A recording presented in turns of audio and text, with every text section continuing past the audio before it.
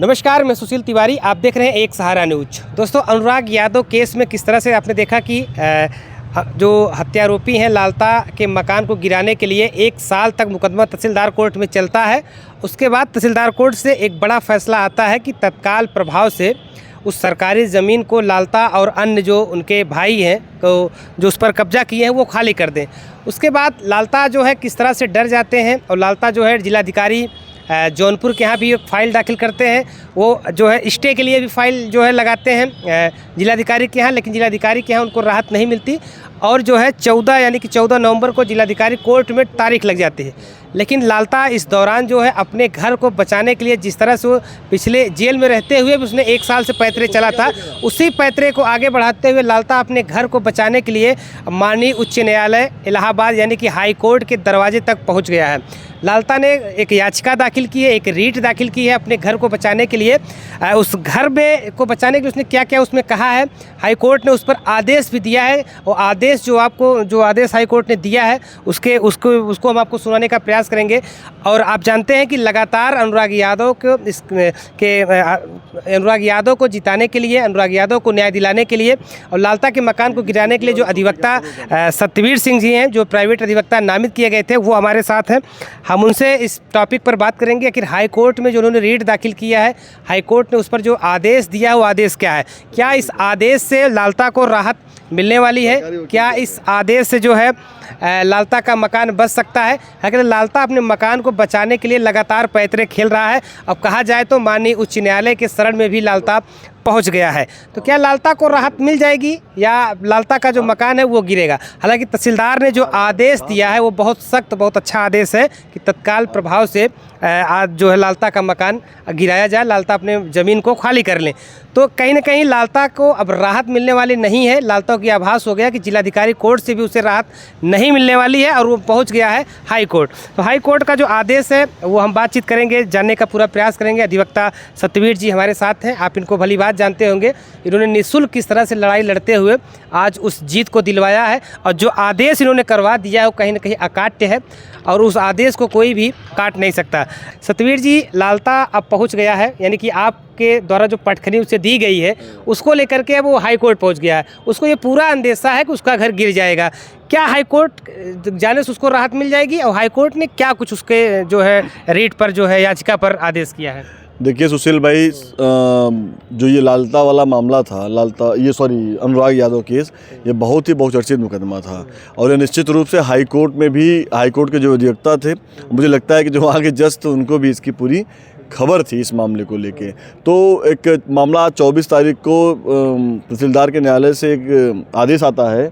वो आदेश ये आता है कि एक 932 का नंबर की भूमि है कबरुद्दीनपुर गांव में और वह जो है बंजर खाते की भूमि पर बना हुआ मकान है।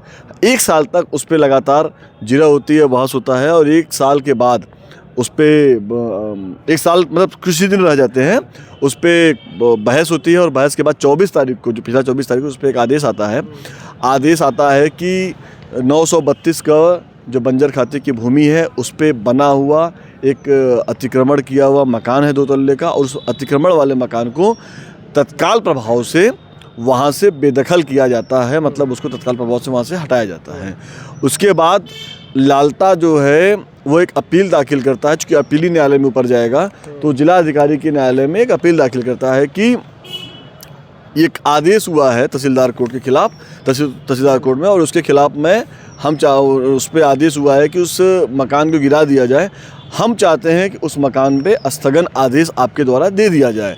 जिलाधिकारी महोदय को एक बार लगता है कि मामला ऐसे ही है तो उन्होंने उसको फाइल को बगल में रख दिया, लेकिन फिर उनका सिक्स सेंस काम किया, उन्होंने वापस से उस फाइल को लिया, पढ़ा, बोला नहीं इस मामले को मैं जानता हूँ और इस मामले में मैं बिल्कुल भी आपको स्थगन आदेश नहीं दूंगा। और उसके बाद वो अगली तिथि जो है 14 तारीख की नियत कर दी जाती है। 14 तारीख के पूर्व ही लालता जो है हाई कोर्ट में एक रीट दाखिल करता है।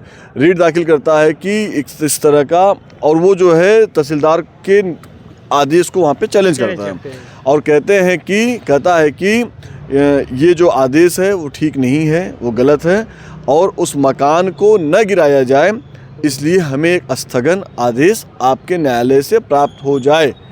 तो 10 तारीख को इसमें सुनवाई होती है।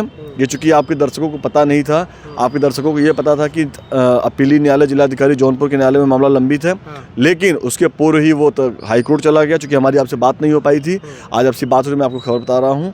और उसके बाद 10 तारीख को उसमें बहस होती है हाई कोर्ट में, उच्च न्यायालय, माननीय उच्च न्यायालय के यहाँ। और उसमें माननीय उच्च न्यायालय एक आदेश देते हैं कि 2 हफ्ते तक, 10 तारीख को जो आदेश होता है कि आज की डेट से 2 हफ्ते तक उस मकान को ज़बरदस्ती न गिराया जाए, एक तरह से स्थगन आदेश है। 2 हफ्ते का स्थगन आदेश उसको प्राप्त हुआ और 6 महीने के भीतर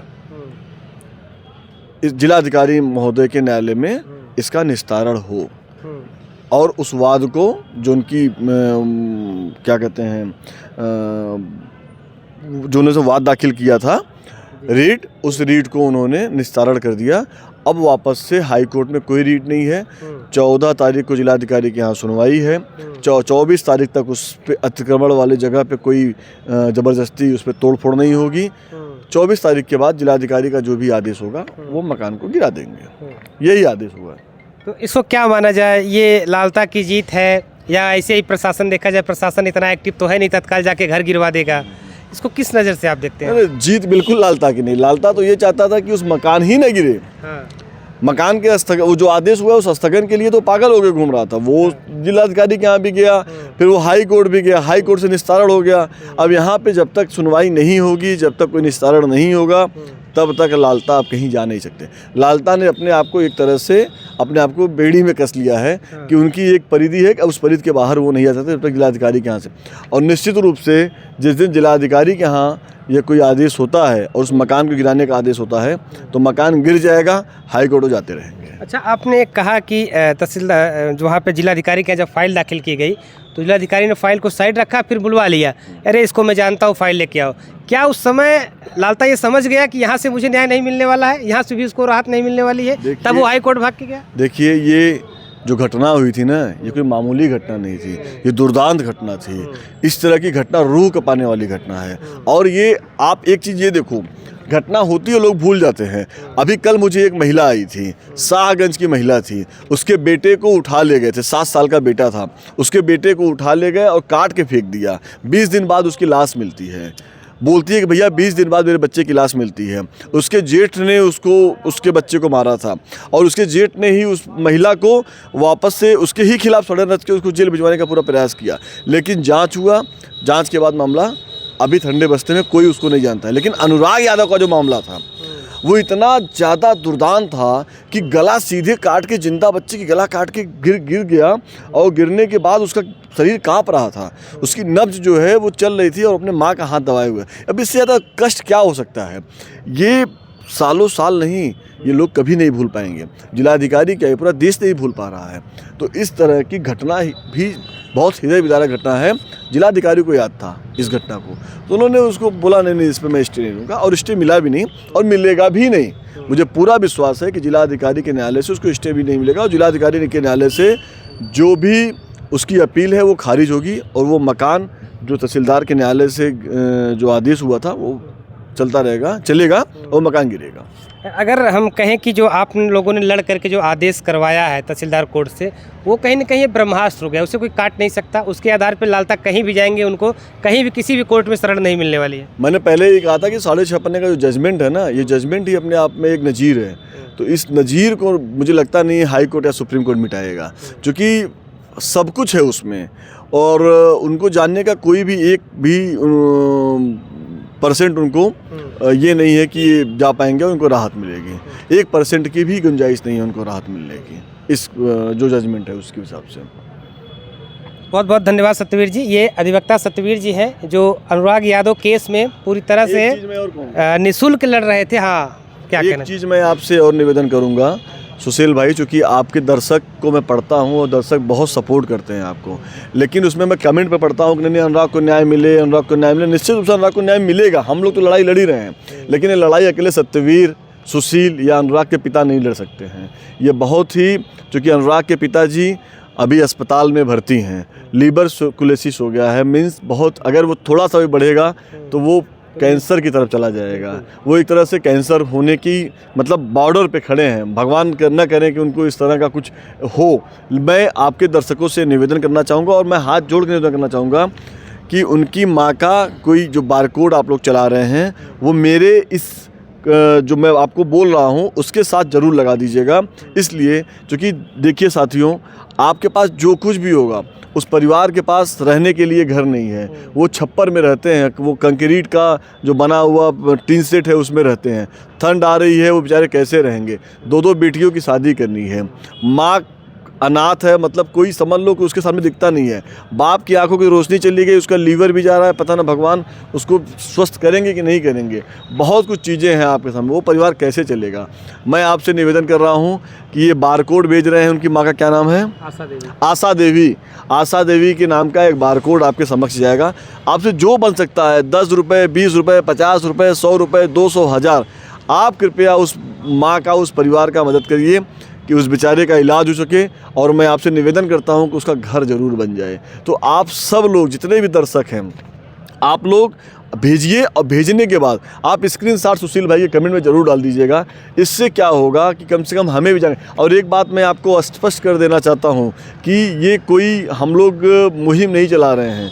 मैं निवेदन कर रहा हूं, इसलिए निवेदन कर रहा हूं कि उस परिवार को थोड़ा आर्थिक ताकत मिल जाए। आर्थिक ताकत के लिए मैं आपसे निवेदन कर रहा हूँ, और वो पैसा उसकी माँ को और उसके भाई को, उसके बेटी को और उस पीड़ित परिवार है जो बाप बीमार है, उसको थोड़ा राहत मिल सकता है। तो मैं आपसे हाथ जोड़ के निवेदन करता हूँ कि आप ज़रूर उसमें उसकी मदद करिए। बिल्कुल दर्शकों, मेरी भी यही अपील है कि आप लोग उस परिवार की मदद करिए जो QR कोड हमने चलाया है। आप लोग अधिवक्ता सत्यवीर के साथ खड़े थे, आप लोग लगातार उनको साहस दे रहे थे। ठीक ये अपील जो है अधिवक्ता सत्यवीर जी ही कर रहे हैं, और इनकी बातों को सुनकर के आप उस परिवार के साथ खड़े होइए। आप 1 रुपया से लेकर के जितना आपको हो सकता है इस बारकोड में डाल करके आप उस पीड़ित परिवार की मदद करिए, क्योंकि आर्थिक स्थिति घर में अगर कहें कि ठीक नहीं है तो गलत होगा। आर्थिक स्थिति कहीं से है ही नहीं, पिता ही एक सहारा है, और पिता को अगर आप लोग मदद नहीं करेंगे तो पिता जो है वो टूट करके बिखर जाएंगे, क्योंकि वो लीवर सिरोसिस की जो गंभीर बीमारी होती है उससे जो जूझ रहे हैं। अगर उनका लीवर रिकवर होता है तो वो ठीक होकर के हम लोगों के बीच में आ जाएंगे, लेकिन इसके लिए जो है पैसे की आवश्यकता पड़ेगी। आर्थिक स्थिति को सुधारने में आप सहयोग करिए। तो सत्यवीर अधिवक्ता सत्यवीर जी हैं, इन्होंने अपील भी किया है। और साथ ही मैं आपसे बताना चाहूँगा कि जो हाईकोर्ट जाकर लालता पहुँचे हैं, हाईकोर्ट से उन्हें कोई बहुत बड़ी राहत नहीं मिली है, क्योंकि जिलाधिकारी ने भी पहले ही कहा था कि उनके कोर्ट में आएंगे, उनके कोर्ट में तारीख लगेगी, सुनेंगे और उनको वहाँ पर सबक सिखा देंगे। और ऐसा ही होगा, क्योंकि जो 2 हफ्ते के लिए हाईकोर्ट ने उस पर रोक लगाया है, एक तरह से कह सकते हैं कि रोक ही लगाया है, तो उसका कोई बहुत मायने नहीं है, क्योंकि 2 हफ्ते में जौनपुर का प्रशासन या कोई भी प्रशासन इतना एक्टिव नहीं है कि तत्काल जाके लालता के मकान को गिरा देगा। तो कहीं ना कहीं एक तरह से देखा जाए हाईकोर्ट से भी लालता को अभी चूरन ही मिला है 2 हफ्ते का लेकर के। फिलहाल 6 महीने का जो कोर्ट का डायरेक्शन है उसके तहत अब जिलाधिकारी को इस केस को सुनना पड़ेगा। कहीं ना कहीं देखा जाए ये भी अनुराग यादव के पक्ष में ही है। हो सकता है कि जिलाधिकारी कोर्ट में भी ये फाइल काफ़ी लंबी चल सकती थी, लेकिन ऐसा नहीं हो सका। हाईकोर्ट जा करके कहीं ना कहीं अनुराग यादव की केस में मदद करने की लालता ने एक अच्छा काम भी कर दिया है। तो कहीं ना कहीं लालता के जो अपने घर बचाने के लिए प्रयास कर रहा था वो प्रयास अभी भी जारी है।